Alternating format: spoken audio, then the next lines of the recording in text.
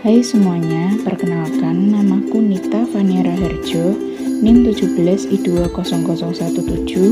Aku adalah mahasiswa Fakultas Teknologi Pertanian di Unika Sugiyopranoto.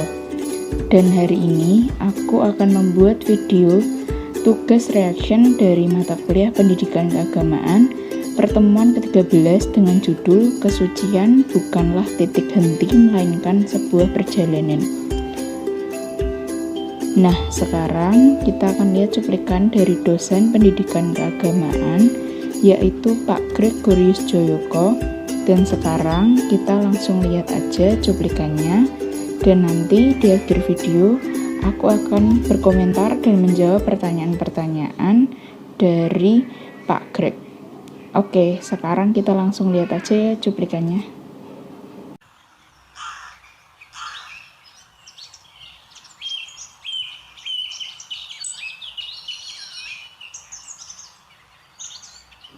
Nah teman-teman, ini adalah cuplikan dari dosen pendidikan keagamaanku, yaitu Pak Gregorius Joyoko. Nah kita bakal lihat dulu ya ini sampai akhir, dan nanti kita akan menjawab pertanyaan-pertanyaannya. Dilihat aja ya. Saya baru menyadari bahwa manusia tidak mungkin bisa melakukan hukum-hukum agama tanpa adanya kesucian. Sama halnya dengan kalau di Pancasila tidak ada sila 5, tidak ada sila 4, tidak ada sila 3, tidak ada sila 2, tanpa adanya sila 1 Pancasila, kesucian.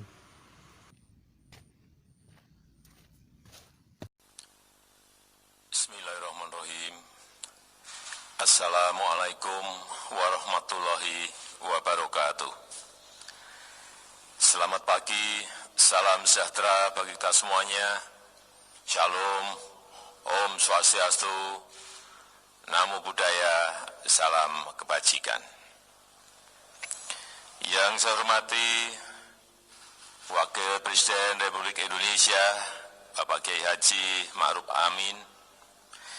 Yang saya hormati Ketua Dewan Pengarah BPIP, Presiden kelima Republik Indonesia, Ibu Hajah Megawati Soekarno Putri, beserta seluruh anggota Dewan Pengarah BPIP. Yang saya hormati Ketua dan pimpinan lembaga-lembaga negara, Ketua DPR RI, Ketua MPR RI, Ketua DPD RI. Yang saya hormati para Menteri Kabinet Indonesia Maju, yang saya hormati Ketua BPIP beserta seluruh jajarannya, hadirin dan undangan yang berbahagia.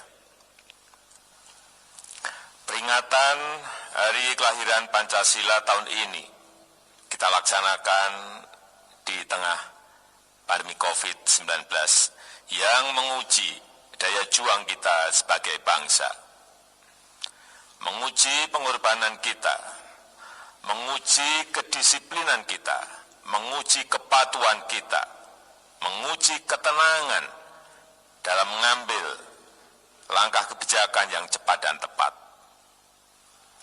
Dalam menghadapi semua ujian tersebut, kita bersyukur bahwa Pancasila tetap menjadi bintang penjuru untuk menggerakkan kita semuanya, menggerakkan persatuan kita dalam mengatasi semua tantangan, menggerakkan rasa kepedulian kita untuk saling berbagi, memperkokoh persaudaraan dan kegotong royongan kita untuk meringankan beban seluruh anak negeri, dan menumbuhkan daya juang kita dalam mengatasi setiap kesulitan dan tantangan yang kita hadapi. Hadirin yang saya hormati, nilai-nilai luhur Pancasila harus kita hadirkan secara nyata dalam kehidupan kita. Pancasila harus terus menjadi nilai yang hidup dan bekerja dalam kehidupan kita. Nilai yang bekerja dalam kebijakan dan keputusan pemerintah. Nilai yang hidup terus bergelora dalam semangat rakyat Indonesia. Tidak henti-hentinya, saya mengajak seluruh penyelenggara negara dari pusat sampai ke daerah untuk terus meneguhkan keberpihakan kita kepada masyarakat yang sedang mengalami kesulitan, untuk melayani masyarakat tanpa membeda-bedakan kelompok, ras, dan agama, serta untuk memenuhi kewajiban kita melindungi segenap bangsa dan seluruh tumpah darah Indonesia.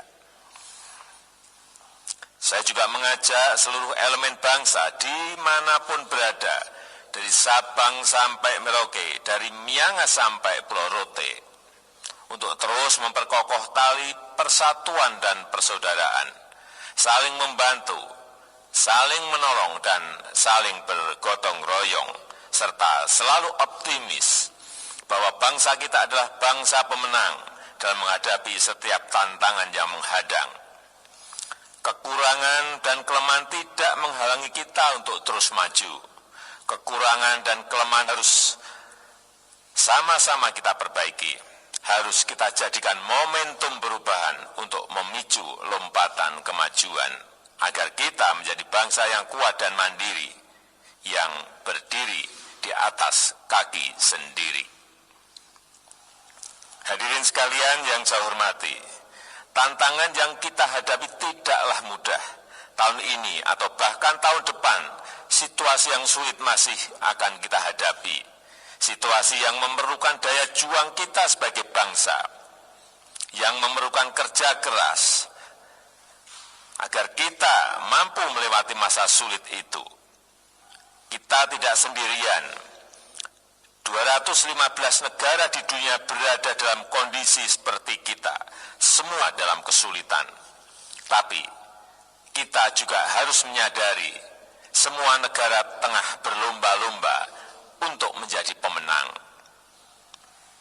Menjadi pemenang dalam pengendalian virus maupun menjadi pemenang dalam pemulihan ekonominya. Sebagai bangsa yang besar, kita juga harus tampil sebagai pemenang.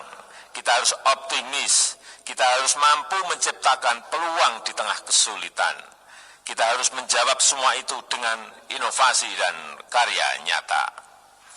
Kita tidak boleh berhenti berkreasi, berinovasi, dan berprestasi di tengah pandemi COVID ini. Mari kita buktikan ketangguhan kita, mari kita menangkan masa depan kita. Kita wujudkan cita-cita luhur para pendiri bangsa. Sebagai saudara, sebangsa dan setanah air, mari kita terus memperkokoh persatuan. Mari kita peduli dan berbagi untuk sesama. Mari kita tunjukkan bahwa kita adalah bangsa yang kuat, bukan hanya mampu menghadapi tantangan, tetapi bangsa yang memanfaatkan kesulitan menjadi sebuah lompatan kemajuan. Selamat Hari Lahir Pancasila. Selamat Hari Lahir Pancasila. Selamat Hari Lahir Pancasila.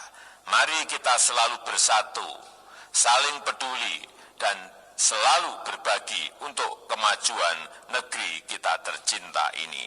Terima kasih. Wassalamualaikum warahmatullahi wabarakatuh. Om Santi Santi Santi Om. Namo Buddhaya.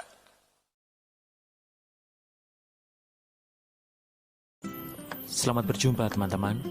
Selamat pagi, siang, sore pada teman-teman yang terkasih.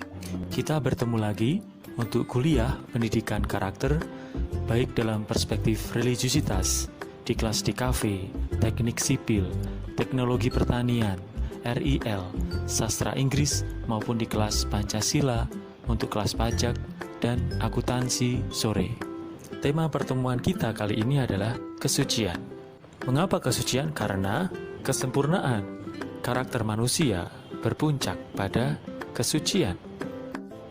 Dari studi yang saya lakukan, semua agama dan konsep spiritualitas menjunjung tinggi kesucian. Bisa jadi ada perbedaan di sana dan di sini mengenai definisi atau pemaknaan dari kesucian itu sendiri.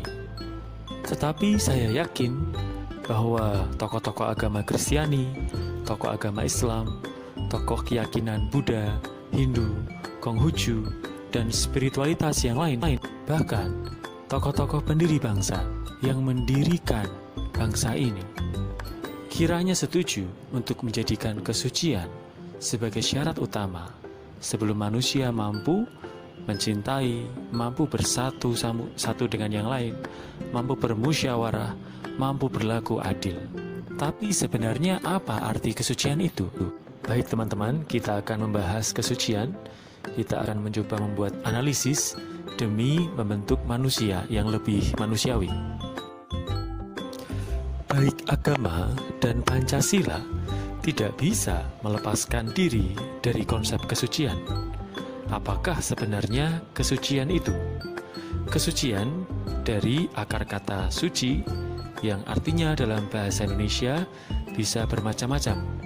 Suci bisa berarti bersih, bebas dari dosa, tidak bersalah, Yerusalem terbagi atas kota lama dan kota baru. Di kota lama terdapat 8 pintu gerbang megah.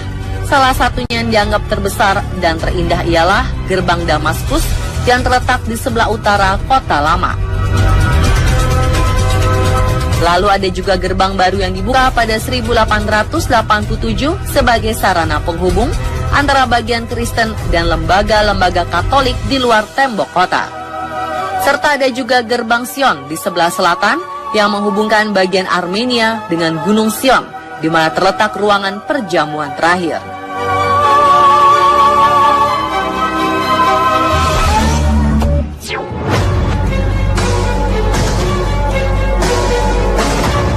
Bagi umat Yahudi, Yerusalem adalah tempat Nabi Daud mendirikan kerajaan Israel pada tahun 1000 sebelum Masehi setelah mengalahkan Goliat di Filistin yang sekarang dikenal sebagai Palestina. Saat itu kekuasaan Nabi Daud membentang sepanjang tepi Sungai Nil hingga Efrat di Babilonia atau sekarang dikenal Irak. Setelah Nabi Daud meninggal, kekuasaan kerajaan kemudian berpindah kepada anaknya, yakni Nabi Sulaiman.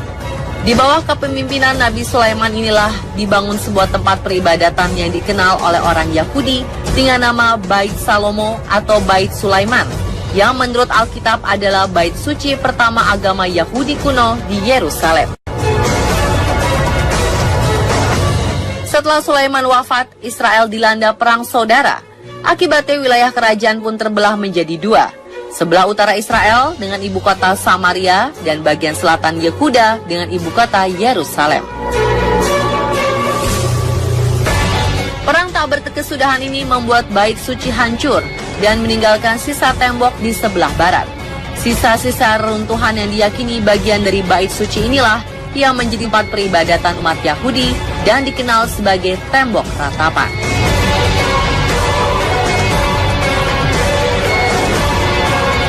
Dan pemirsa, itulah fakta tentang Yerusalem, kota suci tiga agama, versi on the spot.